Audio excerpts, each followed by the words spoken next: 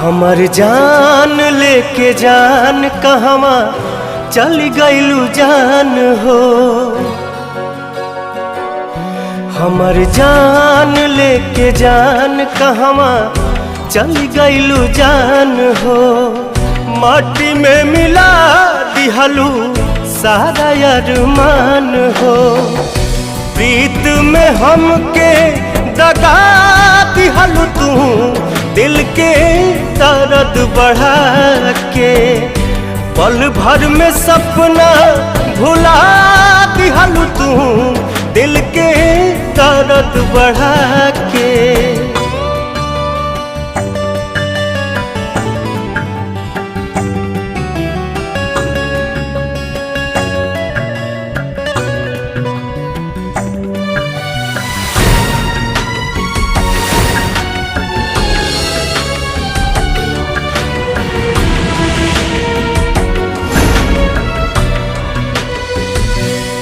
छीन लिहालू तू चहना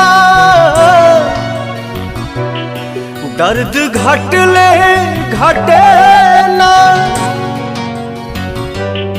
कट गइल पंख अब ता ना उड़ी मन के मैना। चारू ओर छा गइल गम के बदरिया। सूझे न रहिया सगरो पसरल अनहरिया।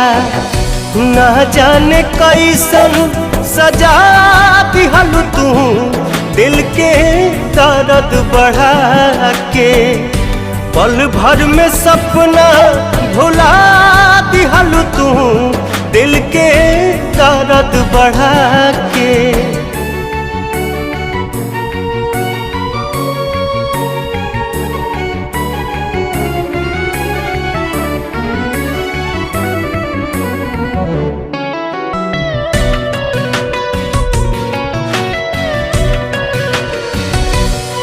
रह गइल अब का बाकी दर्द हो गइल साथी।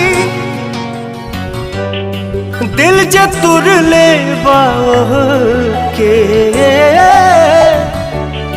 कैसे दिल दी ही माफी।